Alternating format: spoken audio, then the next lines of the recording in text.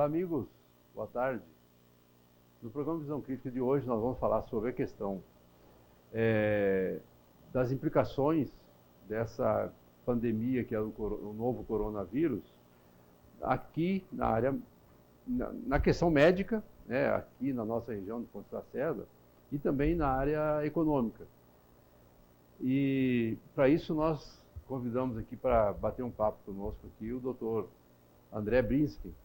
Ele é médico lá em Vila Bela e é vice-prefeito, é pré-candidato, né, a prefeito nas próximas eleições agora de outubro, né, e é uma pessoa que tem um conhecimento profundo nessa área, e acho que é muito importante a gente ter uma noção de médica mesmo, alguém especialista na área médica que possa nos dar realmente aquilo que está acontecendo, o que nos espera realmente, mesmo em regiões onde a gente imagina que não tenha uma infestação desse vírus tão grande quanto acontece nos grandes conglomerados aí, como São Paulo, Rio, Brasília, Belo Horizonte, Porto Alegre, né? E para a gente ter essa ideia, nós vamos bater um papo, conversar aqui com o doutor André. Boa tarde, doutor. Obrigado por ter saído correndo de Vila Bela e chegando a tempo aqui da gente conversar no nosso programa. Boa tarde, Diego. Boa tarde a todos os nossos espectadores do Visão Crítica. Estamos aqui na terra com toda a região do programa aqui. É um prazer estar aqui e ajudar nesse empenho que você, com a sua equipe, tem de informar o nosso povo, né? Principalmente nesse período onde uns levam para o clima apocalíptico, outros já levam para o clima de descanso, de relaxamento, né? E você vem ponderar realmente o que qual que é a posição mais correta. Tá certo. Doutor, eu participei de uma reunião como presidente da Associação Comercial, participei de uma reunião do comitê da prefeitura, de gestão de crise que a prefeitura tem lá na área voltada para a saúde, e nessa reunião eu pude ver muito claramente que não tem como dissociar os dois olhares, né? Assim, tem o olhar da saúde e eu vi que as pessoas ali, a secretária de saúde, os outros funcionários, os que estão ali coordenando a área de saúde, são muito rígidos e até mesmo radicais com relação à necessidade de isolamento. Eu não sei se, talvez o nome correto não seria tanto isolamento, mas a princípio, distanciamento social. Sim. Né? Por outro lado, há aquela preocupação natural também dos empresários, né? Uhum. Que estão olhando os dois lados, assim, realmente tem problema da saúde, mas tem problema da economia, né? Ninguém vive sem dinheiro não tem emprego, não gera renda, aquela consequência toda, né? E a produção de alimento, né? E a própria produção de alimento, e transporte, distribuição, esse negócio todo, né? Naquela reunião, inclusive, veja como é que são as coisas, e aqui eu só estou colocando um registro, né? Nós, né, nós da Associação Comercial, achamos que a gente deve tentar colocar as duas coisas, tentar levar as duas coisas juntos, né? Já a CDL, o presidente da CDL, o Caio, foi diametralmente contra. Não, tem que fechar, é radical para fechar, tem que fechar, e tem que ser radical, nas palavras do próprio Caio Romão, né? Então, isso não está muito claro na nossa visão ainda, né? Uhum. Há muita distorção de informação, e eu até comentei na reunião que nós éramos todos leigos ali na história. Então, a gente vai pelas informações que recebe pela imprensa, pela internet e tal, e ali em cima, ali forma uma opinião e acha que está certo e vai discutir, vai brigar por ali. O senhor, como médico, a gente sabe, a seriedade, essa doença tem que ser levada a sério, né, doutor? Sem dúvida. É um vírus, eu até ouso falar, baseado em algumas reportagens que a gente assiste de cientistas, de infectólogos. É um vírus fabricado. A grande verdade é essa. É isso mesmo, né? O vírus é fabricado. Isso, na comunidade científica, isso já não tem mais dúvida. Não é errado falar assim, o vírus chinês, então não é errado falar não. O Trump está certo, é um vírus chinês, é um vírus fabricado e, assim, com maldade, né? Porque o coronavírus, ele existe desde 65, quando ele foi detectado. mas ele era um vírus de animais. Até quando você vai vacinar o seu cãozinho, naquela vacina múltipla, está lá coronavírus, para evitar que o corona infecte o seu cão. Bom, na China, tiveram alguns casos de pessoas infectadas com coronavírus que comiam, porque lá eles têm esse hábito de comer animais silvestres e até cru, né? Comem até cru. A pessoa infectada manifestava a doença, ou ia para a gravidade, ou ia para a cura, e acabou. O corona não tinha capacidade de infectar humanos, de um homem para outro homem, entendeu? Então, isso foi produzido no laboratório desde 2013. Hoje, as denúncias chegam dos próprios chineses, né, que conseguiram sair de lá, a comunidade científica, foram fabricando até chegar nesse coronavírus que produz a doença Covid-19. E soltaram lá. Eu acho propositalmente, porque a China hoje ela é uma ditadura comunista. E para essa ditadura, a vida tem pouco valor. O que vale é o poder, o que vale é o domínio, né? Então, vamos partir do princípio, vírus fabricado. Portanto, é um vírus que você não sabe como ele vai agir. Porque se ele é fabricado, não se sabe a carga genética que foi colocada lá.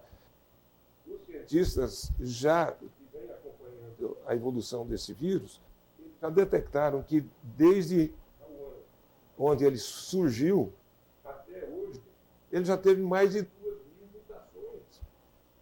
Tanto que antes a faixa de risco eram os idosos e os doentes crônicos. Hoje já está matando o jovem. Que é o quê? É exatamente essa mutação, a capacidade que ele tem de mutar. Então, nós ficamos relativamente tranquilos porque o calor mata o vírus. Mas e se esse vírus chegar aqui e se adaptar ao calor? Você está entendendo a gravidade que é? Então, medicamente falando, Vieira, está correto a questão do distanciamento social, do isolamento, né?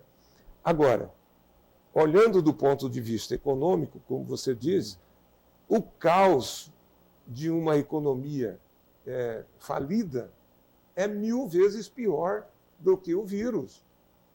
Então, o presidente está errado? Não. Ele tem que olhar os dois lados. O ministro da Saúde está certo? Está certo. O presidente também está certo. Porque se parar a produção, se parar a distribuição, se parar a venda, o caos vai ser instalado. Aí vai ter o quê? Saque de supermercado, invasão de casa, morte, suicídio. Não sei se é verídico, mas tem uma... Porque nessa situação, muito fake news.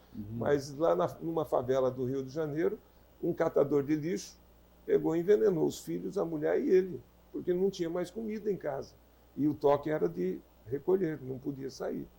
Então, esse tipo de caos social vai se instalar. Agora, para quem que interessa esse caos social? Para ninguém. Né? Tá certo. Doutor, há uma informação dada pelo ministro da Saúde de que a previsão desse vírus vai ser... o pico deve acontecer nos próximos dias, até final de abril. Há quem diga até dia 25 de abril, por ali, né? Mas eu vi uma informação dele dizendo que quando chegou ao 100º caso de contaminação no Brasil, a partir deles eles começaram a contar para fazer aquela curva, né? E na previsão do ministro da Saúde era de que a cada dia aumentasse o número de infectados em torno de 33%. Então, a cada 3 dias teria que estar dobrando esse valor, a quantidade de pessoas que vão ser infectadas com o vírus. Me parece que não está acontecendo, está na faixa de 14, 15%, parece que o índice maior diário que subiu foi de 22%. Isso. Com isso, aquela curva ela fica perdendo aquela força, vai perdendo aquela intensidade de pico, né? Tipo de espiral na história. E isso é graças ao isolamento social, ao distanciamento social, né? Porque agora o comércio voltou a funcionar, mas, graças a Deus, tanto os empresários, comerciantes, estão todos voltados para atender às medidas de segurança, que é o quê? O cliente chega, é o gel na porta, vai pegar o carrinho, faz a higienização do carrinho. O Vieira estava falando aqui de mercados que, inclusive, o cliente nem pega a mercadoria, é o próprio funcionário que vai lá. A medida é excelente, porque quanto menos pessoas tocarem na mercadoria, menos risco tem do vírus estar ali.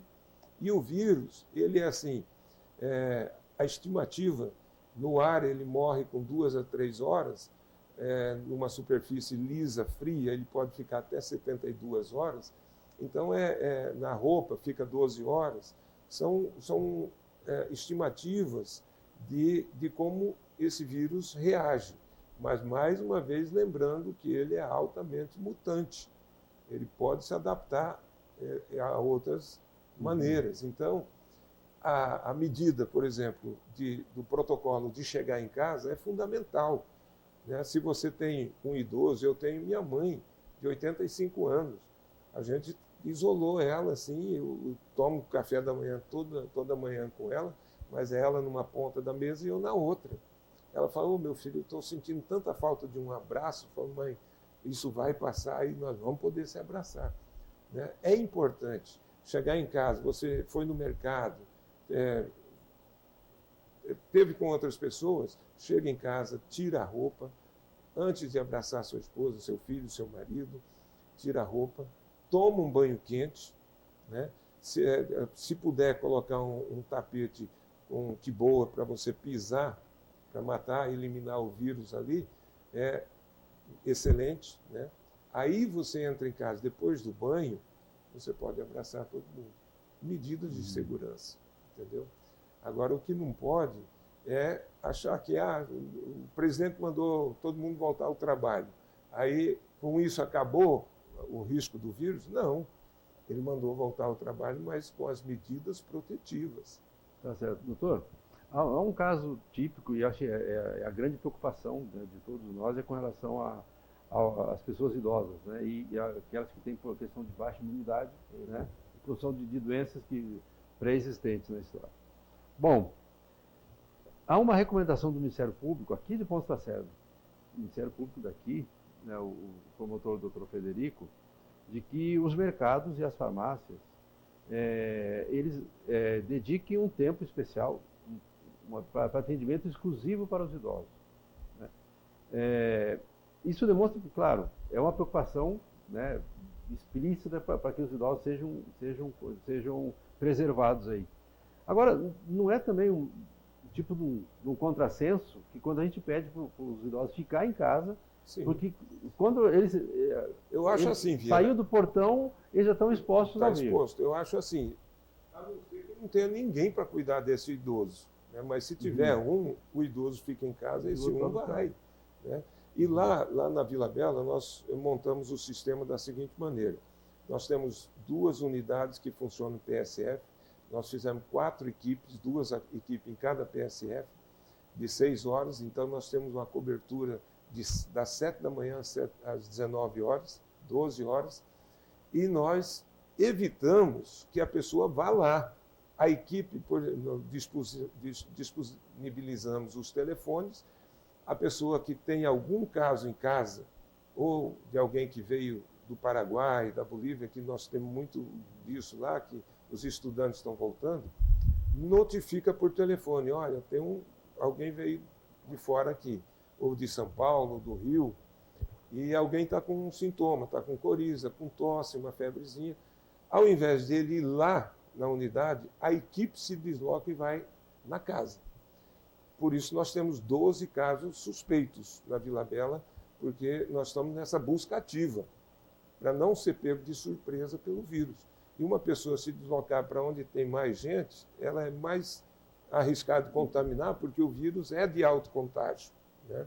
Ele se dissemina muito rapidamente. Então vai a equipe lá, colhe os dados, manda para o Ministério. É caso suspeito, então entra na classificação de suspeito. Foi descartado? Foi descartado. A orientação é assim, mesmo que seja um caso suspeito, fique em casa. Fique em casa e nos comunique. Se o caso agravar, aí é caso de internação, está com falta de ar, coisa assim, internação. E nós já estamos praticamente com o protocolo que hoje já funciona no Albert Einstein, e eu acho até por isso, Vieira, que o presidente e o ministro da Saúde estão mais tranquilos em mandar todo mundo voltar a trabalhar, porque o Albert Einstein, desde quando começou com o protocolo do tratamento ao coronavírus, teve 0 mortes, mesmo pacientes graves chegando lá, 0 mortes. Pessoas que ficaram no tubo, mas que saíram. No 4º dia, praticamente, os sintomas começam a perder. No 6º dia, ele recebe alta. Aí existe um outro fator muito interessante, que é a imunidade comunitária. Essa curva que você falou, porque o distanciamento e o isolamento social é importante? Para diminuir essa curva. E eu creio que por isso o Brasil está vivendo isso, porque está todo mundo respeitando esse distanciamento social, as igrejas fecharam as portas, não tem aglomeração, um ou outro ali, mas até festinha de aniversário, deixa para comemorar no ano que vem, isso vai reduzir essa curva, achatar a curva. O que isso faz? Vai diminuir os casos graves. Ou se aparecer caso grave, dá tempo do sistema absorver, tratar e resolver. Porque se o pico for muito rápido, a disseminação for rápida, os casos graves vão aparecer todos de uma vez. E aí nós não temos. Aqui, não sei quantos respiradores tem, nós temos 3, está chegando mais 7. Né? Montamos uma UTI móvel completa, para caso de poder transportar o paciente grave, né, para um recurso maior, mas nós vamos entrar com o protocolo do Albert Einstein, que é a cloroquina, 600 miligramas a dia, 800 nos primeiros 2 dias, depois 600 nos outros 4, a azitromicina, né, 500 miligramas a dia, e o sulfato de zinco, que também ajuda para o medicamento entrar na célula. Tá certo. Doutor, bom, então, na sua visão, dá para conciliar, essa situação vivida hoje, Ponta da Sé e Vila Bela também. Mercado, o comércio abrindo das 7 até as 14, depois o pessoal se recolhendo, e o comércio atendendo aquelas recomendações de higienização e de prevenção, dá para ir convivendo com... Né, a gente não perde de vez a questão econômica, né? Sim. Mas também continua se preservando na questão as medidas restritivas. Dá para ir administrando. Eu acho que tem que ser assim. Tá. No decreto aqui de Ponta da Sé, isso vai até o dia 4. Eu até não sei que dia. Até o dia 4. Até porque as aulas também estão suspensas até o dia 4. Né? Nesse cenário, o que o senhor imagina? A situação deve se agravar ou a gente vai conseguir conviver com isso por mais um período? Até em função da nossa região e do número de casos também. A questão, assim, o agravamento vai vir se surgir um caso positivo. Enquanto são suspeitos e estão sendo descartados, beleza. Agora, se surgir um caso, tipicamente daqui, o que vai acontecer? Essa pessoa conviveu 14 dias antes de manifestação dos sintomas com muita gente, ou com algumas pessoas. O que está demonstrado é o seguinte: se não houver o distanciamento social e as pessoas continuarem se comunicando normalmente, uma pessoa infecta nesse período 40 pessoas. A pessoa no distanciamento social, com todas as medidas de proteção, ela vai infectar 2,5 pessoas. Então, aí é que está a importância de se preservar, de se manter as medidas protetivas, né? Álcool gel nas regiões expostas, o banho quente quando chega em casa, tirar a roupa, estender no varal, para que o vírus seja eliminado, caso tenha. E no comércio, dessa maneira, evitar muita gente dentro do comércio, comerciante ter lá na porta de entrada o álcool gel, se não tiver álcool gel, gente, o detergente, água, sabão, sabão, de preferência não sabonete, sabão mesmo, ou até o vinagre, né? Que também mata o vírus, porque ele é muito sensível. Né? Como é um vírus fabricado, a membrana dele é diferente da membrana dos outros vírus. Ela é uma membrana gordurosa, então qualquer coisa que destrói a gordura mata o vírus. Tá certo. Doutor, o senhor falou que em Vila Bela tem quantos respiradores? Quantos? 3 respiradores, 3 respiradores. Mais 7. Tá. Aqui em Poço Lacerda tem 4 e 2 ficam, acho que na ala cirúrgica, no centro cirúrgico, né? Acho que são 2 que ficam ali e tem 2 disponíveis. Segundo o prefeito Alcino Barcelos, que tem também alguns respiradores nas ambulâncias, né? Então, aqui em Poço Lacerda teria um número até 10, mais ou menos, conseguiria aqui. O respirador da ambulância é só aquela imóvel, né? A comum não tem. A comum tem oxigênio com a máscara. Não é o respirador. Não é o respirador. O respirador é aquele que quando entuba e ele faz a respiração forçada. Então tá, tudo bem. Aí entra a grande preocupação. Olha só, tem uma informação aqui do governo do estado, o Procurador-Geral de Justiça. Está dizendo o seguinte, ó, de 8 a cada 10 leitos de UTI estão lotados hoje em Mato Grosso. Já estão com outras doenças. Com outras doenças, né? Dessas 10, essas 10 UTIs, ó, esses leitos são distribuídos em 10 municípios de UTI. Então, realmente preocupante. É preocupante, é extremamente preocupante, né? Sim. Você vê que Poço Lacerda, a gente não pode olhar assim, mas nós somos 40 mil habitantes, vamos ter 8 ou 10 respiradores, ou os 4 ou 5 tem aí. É que a tendência natural é que venha o pessoal que Conquista, não tem Nova Lacerda, não tem Jauru, não tem Comodoro, não tem Sapezal, né? Eles não têm e vão ter que vir para cá ou aqui para o hospital regional. Uhum. E é aí que começa realmente o que o pessoal chama de colapso. O colapso que do não sistema.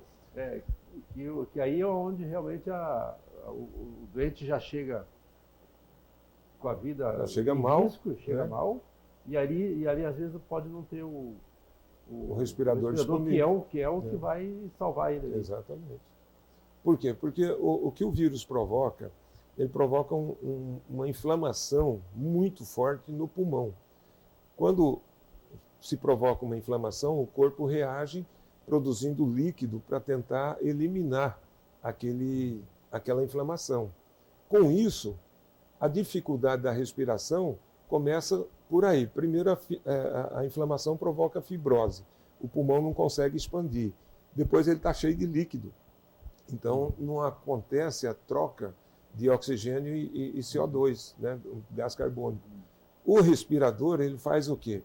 Ele joga o oxigênio puro com pressão dentro do pulmão, fazendo com que haja essa troca da oxigenação do sangue. Uhum. E aí a medicação faz exatamente isso, a cloroquina, a azitromicina, ela entra na célula e tira esse processo inflamatório. Uhum. E aí a pessoa começa a reagir positivamente, saindo do risco. Você vê que Cuiabá tem 99 leitos de UTI, né, e estão todos ocupados. Rondonópolis tem 20, 90% está ocupado. Em Várzea Grande, o relatório não informa a taxa de ocupação, mas aponta que existem 20 leitos lá. A Tangará possui 14 leitos, né, e 70%. Desse número, 10 estão ocupados, 70%. Cáceres, que é o que interessa para nós aqui, tem 6 leitos de UTI. Né? Está com 100% de lotação. Então, esse é o grande problema, né? E a importância das medidas protetivas. Que realmente é evitar a todo custo que não se contamine. Quando a gente fala, não é tentar alarmar a população, porque o clima apocalíptico também não interessa para ninguém, né? A pessoa entra em desespero, entra em depressão, e aí vai causar outros problemas, né? Mas, assim, é importante as medidas protetivas.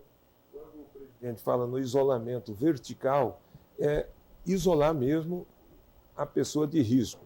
O diabético, o hipertenso, o renal crônico, o cardiopata, né? E quanto mais idade, mais importante o isolamento, né? De 60 a 70 anos, ainda existe uma reação boa, é considerado um jovem, né? Nós somos jovens, Nós 50, estamos estamos nessa fase. Mas, assim, até o presidente falou, meu corpo atlético não consegue sair, é uma gripezinha. Jovem, uma pessoa que tem uma boa resistência, ele vai sair bem. Agora, e outro faixa de risco, Vieira, que muitas vezes a pessoa não leva em conta, eu sou saudável, mas está lá fumando uma carteira de cigarro por dia. O pulmão dessa pessoa já é afetado.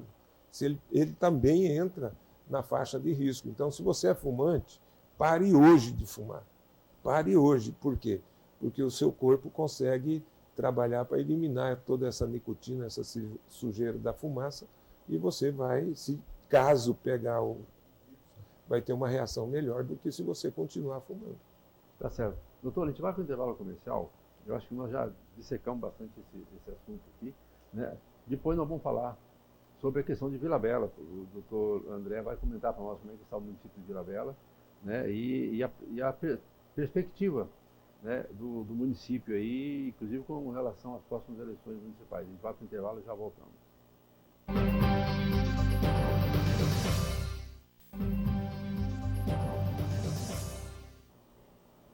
Estamos de volta conversando com o doutor André Briskin, médico e vice-prefeito lá de Vila Bela da Santíssima Trindade.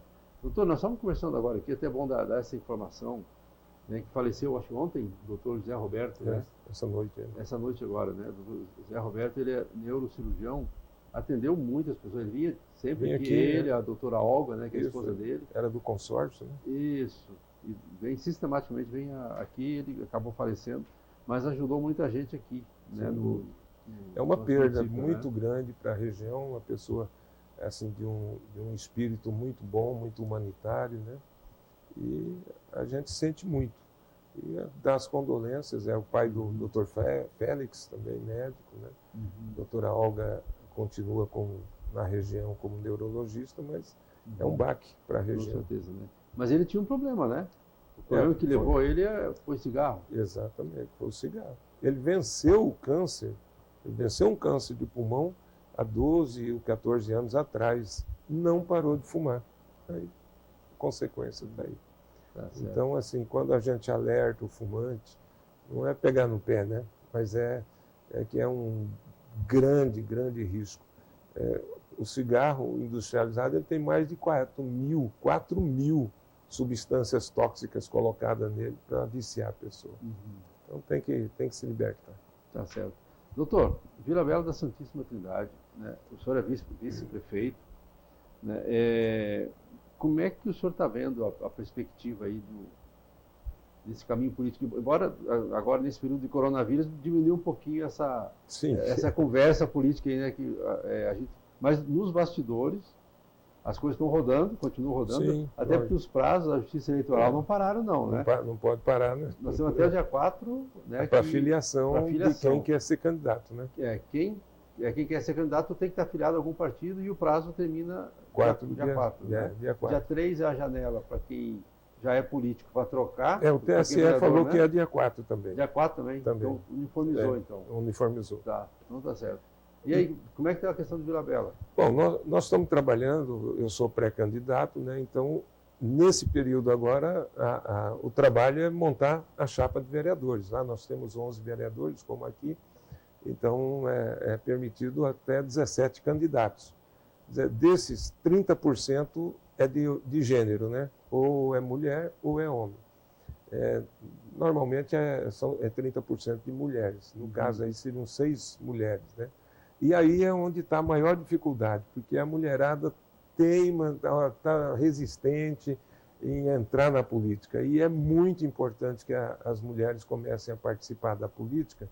Lá nós temos 2 vereadoras, aqui eu acho que são 3, né? A doutora Terezinha, a Natalícia e a Márcia.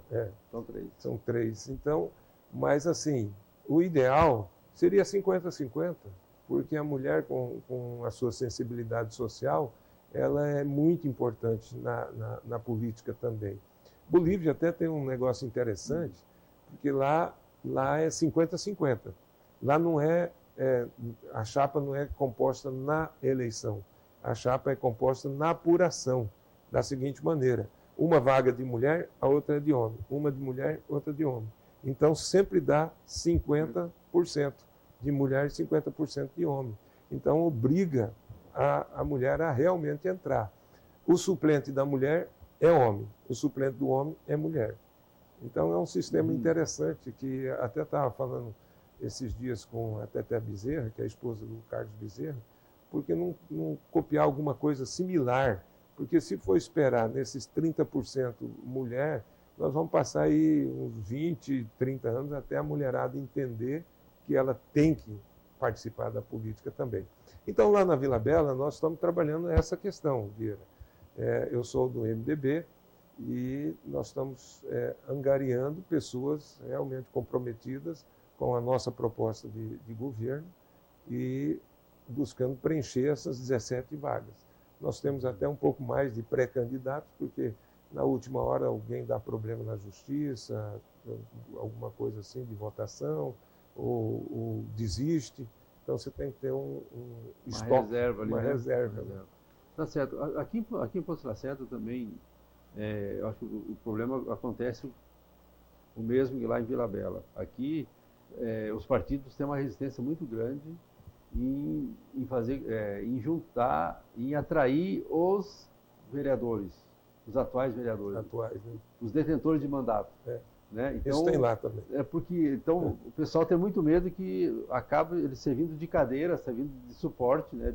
Dando voto para poder atingir o coeficiente eleitoral, e aí, nesse caso, o mais votado é que acaba assumindo. Né?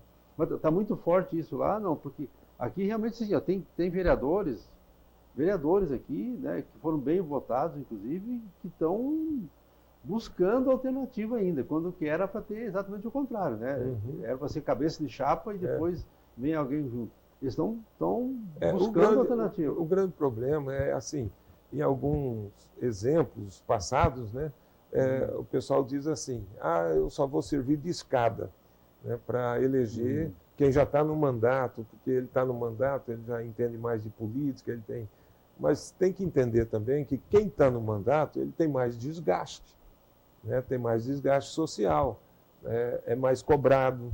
Então, a reeleição de um vereador sempre é mais difícil do que a primeira eleição. Isso isso é histórico, né? Então, a gente fala lá que você não precisa ter esse medo, né? Porque todo mundo está disputando de igual para igual. Hoje, com o fundo partidário, os limites de gastos, na tentativa de se igualar a eleição. Porque antigamente quem tinha um padrinho forte ou quem tinha um bom patrimônio, ele tinha vantagem sobre quem vem lá da pobreza, que tem vontade política, mas não tem um suporte financeiro. E hoje, com essas medidas, está se nivelando. Então, assim, assim, a fiscalização está muito rigorosa também da Justiça Eleitoral. Está aí o exemplo da juíza Selma, que foi cassada, né, por fazer um Caixa 2 em pré-campanha, que é proibido, não pode. Então, assim, essa fiscalização, o Ministério Público está muito atento. Então, quem quiser continuar com essa prática criminosa, olhando do ponto de vista eleitoral, ele corre o risco de se eleger e perder o mandato, como o exemplo da nossa senadora. Né? Tá certo. Doutor, aqui em Poço Lacerda, só para fazer uma relação, né, para lhe encaminhar essa pergunta, aqui em Poço Lacerda, o prefeito Alcino Barcelos, que é candidato à reeleição, ele fala que não é, mas é candidato à reeleição. Eu acho que talvez seja o mesmo que ocorre lá em Vila Bela, que o prefeito fala que não é candidato, mas, né, no final pode acabar indo para a reeleição. Aqui o prefeito decidiu fazer o foco da administração dele, a base da administração dele, é a questão de fazer alguns metros de asfalto aqui em alguns bairros, né, fez 4 ou 5 pontes e explorou isso nas mídias sociais da história.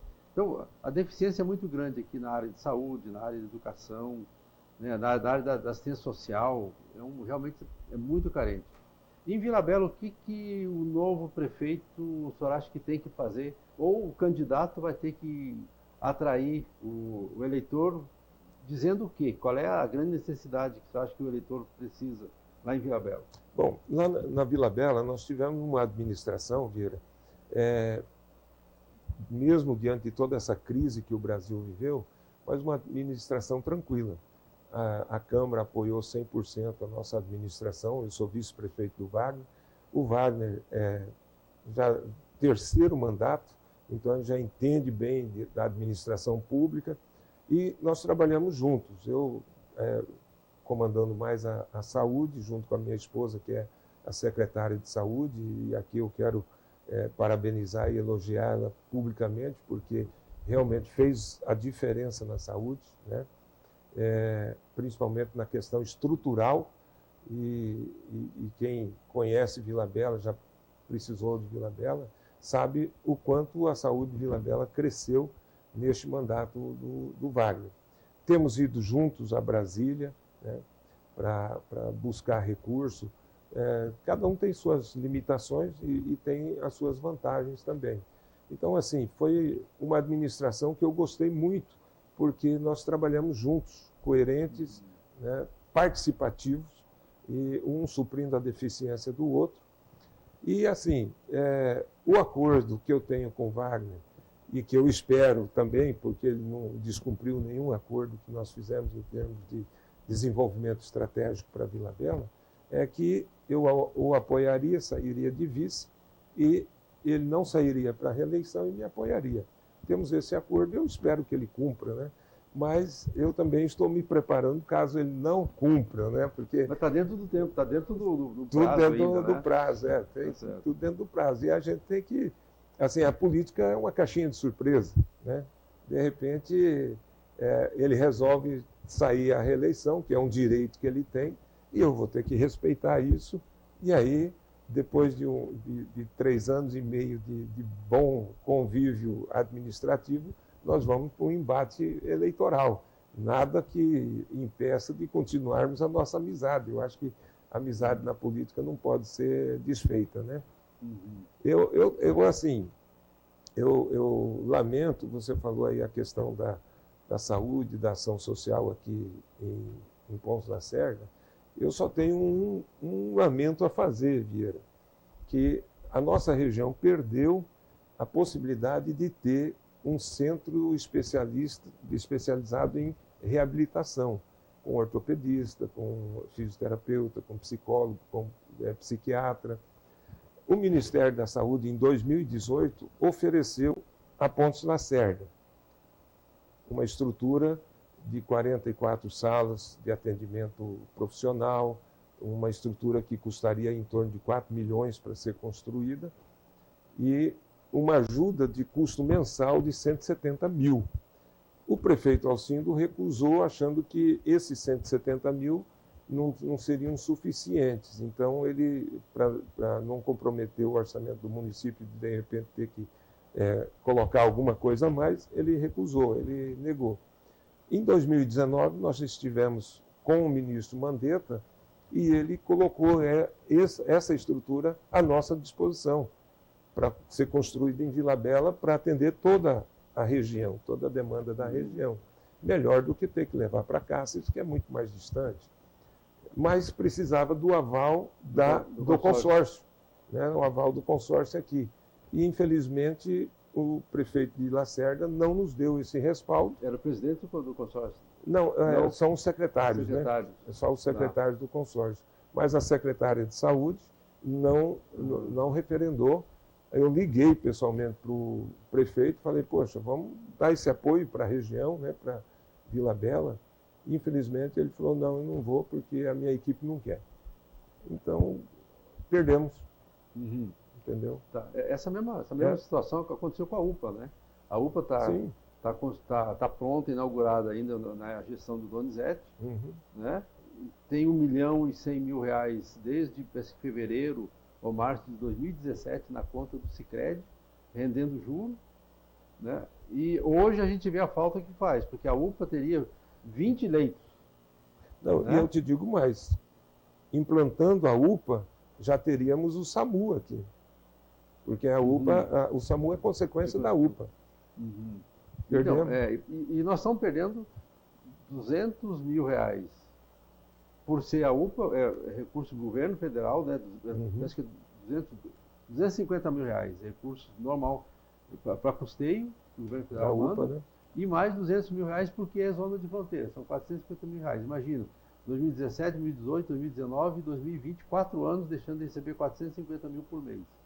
Né? E a gente percebe o quanto que é difícil essa questão, o quanto que é importante dar uma atenção especial para a saúde, no momento desse, em que Sim. causam, tem um problema de repente, né? Agora nós estamos procurando, inclusive empresários já estão se mobilizando para tentar ajudar a arrumar dinheiro para comprar respirador e tudo, quando a prefeitura tem R$ 1 milhão e poucos mil reais na conta parado lá. E hoje pode comprar até sem licitação. Exatamente, nessa situação, nessa situação. emergencial Nós compramos aí, sem licitação. né? Então, né? tá, mas em Vila Bela, o que o senhor acha que o eleitor vai pedir para o próximo candidato?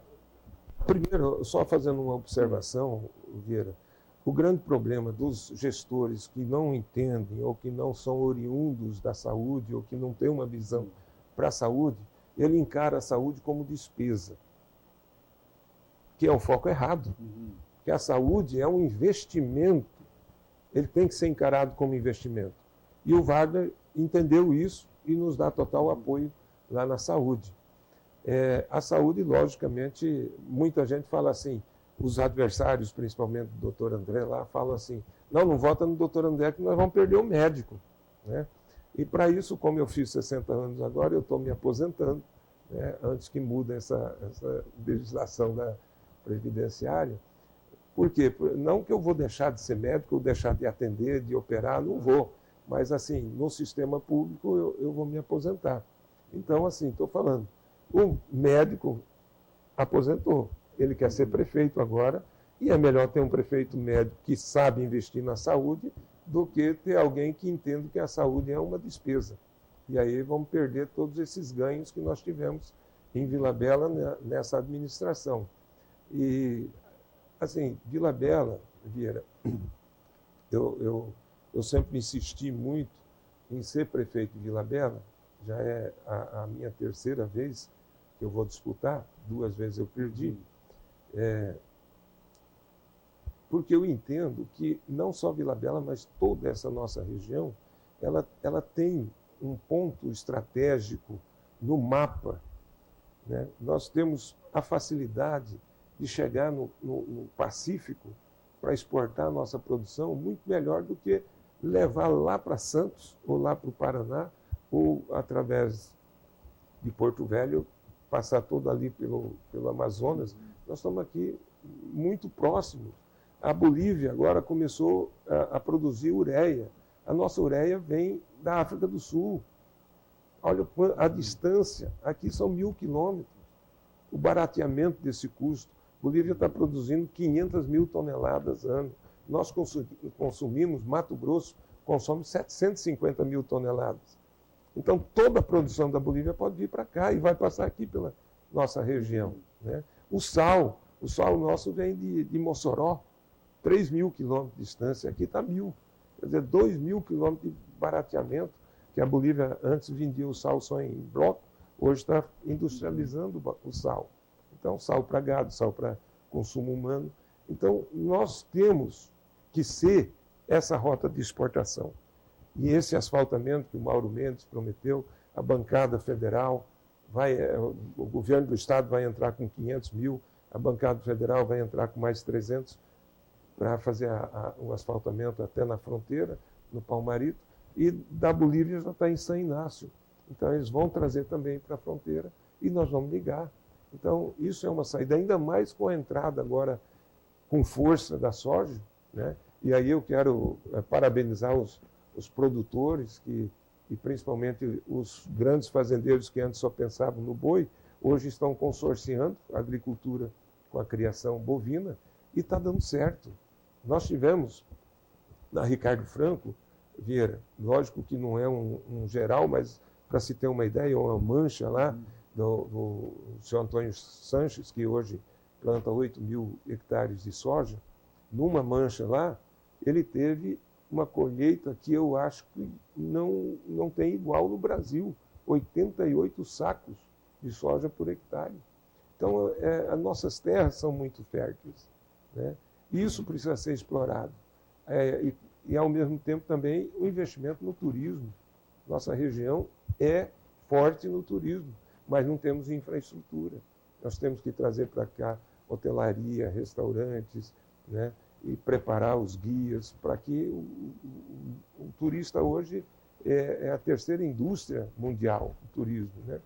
Ele deixa, cada turista que vem, ele deixa uma média de $100 dia no local. Aqui nós fazemos a festa para o turista que vem. Muitas vezes até pagamos ainda a cerveja. Então temos que mudar essa mentalidade. O turista tem que vir, usufruir do que nós temos, mas ele tem que deixar também para que a comunidade local possa usufruir do patrimônio que temos. Tá certo. Até porque, doutor, o nosso grande problema é aquilo que era um grande problema, né? A gente estava no extremo, na ponta fim do de Brasil, linha, né? Fim de linha. Né? Hoje nós estamos no meio, né? No meio, nós estamos no meio. E podemos ser porta de entrada e saída. Então, isso, o que mais Vila Bela precisa realmente é de uma retomada econômica, né? Econômica, exatamente. E é isso, forte, essa é a nossa, município, essa né? é a nossa intenção. Você vê, Vila Bela é o segundo rebanho maior do estado, sexto do Brasil, o maior em abate de boi gordo do Brasil, né? Até, hoje eu não tenho dados atualizados, mas até uns 2 anos atrás, o maior ganho ponderal dia do boi confinado era em Vila Bela.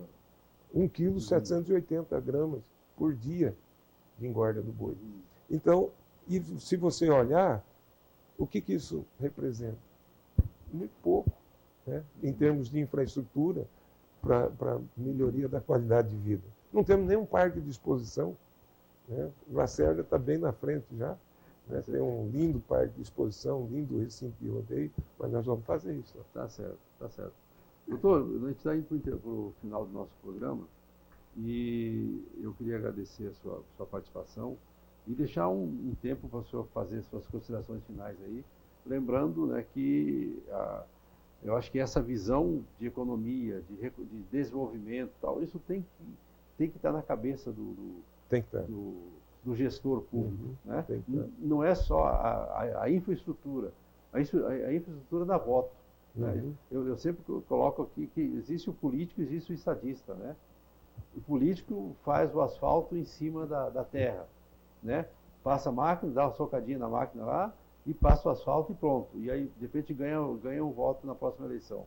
O estadista é aquele que faz a galeria pluvial, faz o esgoto, né? Demora mais, às vezes, de um mandato para o outro ele não consegue nem terminar aquilo ali, né? Não aparece, mas ele está fazendo realmente uma gestão pública, né, para o futuro. Né? Correto. Acho que essa é a visão. Né, inclusive, em alguns estados, o Ministério Público está entrando com ações para devolução de dinheiro de gestores que fazem isso. Só o mascaramento, né, uma maquiagem. Isso. E é um dinheiro jogado fora, porque o asfalto não aguenta água. Se a água passar ali, daqui a um pouco está derretendo. Sem as galerias, sem esgoto, né? De repente o esgoto está correndo a céu aberto. Isso é prejudicial à saúde pública, né? Exatamente. Não podemos ter isso. Então, assim, nós esperamos, assim como o Brasil tem mostrado que o combate à corrupção, isso precisa ser, a sociedade tem que ser mais participativa, a sociedade tem que denunciar gestores ou funcionários públicos que usufruem do seu cargo para benefício próprio. Isso não pode acontecer. O funcionário, nós gestores, nós somos funcionários da sociedade. Já tem um salário, né? Então, por que meter a mão no que é para ser usado na educação, na saúde, na infraestrutura do município? Não podemos. Então, a sociedade precisa acordar também, porque muitos eleitores vendem o voto, Vieira. A venda do voto é um crime, mas você não vê. A justiça puniu o eleitor, sempre pune quem comprou. Mas e quem se vendeu? Ele é tão culpado, tão criminoso como quem comprou. Agora, se você vende o seu voto, esse candidato, ele já está te dizendo que ele vai entrar para encher o bolso, para ser benefício próprio. Então vamos mudar a mentalidade do eleitor, né? O caboclo chegou lá, falou, ó, eu vou te arrumar uma cesta básica, eu vou te arrumar essa receita, eu vou te arrumar essa cirurgia, eu vou te arrumar R$100, mas vota em mim. Denuncia porque é crime, né? E não vote nele. Alguns falam assim, pega o dinheiro, mas não vota. Eu falo o seguinte, não pega, porque você tem que ter a consciência de honestidade. Se você pega, você está se fraudando, está fraudando a sua consciência. E nós precisamos mudar essa mentalidade política. Nós temos que ter gestores comprometidos com o que é, de fato, necessário para desenvolver e melhorar a qualidade de todos os nossos munícipes, né, de toda a nossa sociedade. Tá certo. Obrigado, doutor André. Obrigado a você que esteve conosco até agora. Nós conversamos aqui com o doutor André Brinski, lá de médico em Vila Bela da cidade, vice-prefeito lá também, pré-candidato a prefeito na próxima eleição. O doutor André falou uma coisa muito certa aqui. Às vezes, essa questão de só falar no político, né, corrupto nessa história, às vezes o político é reflexo da própria sociedade. Da própria sociedade, né? Exatamente. Então, acho que a gente tem que começar a mudar a sociedade, porque aí a gente vai ter um político sério logo ali na frente, né? A gente, aquela história, a história de levar vantagem, a gente critica muito, mas chegou na nossa hora, a gente vai lá e tenta eu usufruir, né? Gostei de um pensamento que eu li esses dias, Vieira, que o processo democrático da eleição, a cada 4 anos, é bom não para eleger os bons, mas para eliminar os maus. Entendeu? Então nós temos que pensar nisso. Porque quando nós elegemos, nós não sabemos se ele vai ser bom ou não. Mas depois de 4 anos, nós podemos saber se ele é bom ou se ele é mau. Se é mau, vamos eliminar. Tá certo. Obrigado, doutor André. Obrigado a você que ficou conosco até esse momento. A gente volta na segunda-feira que vem, se Deus quiser, a todos nós. Uma bela semana.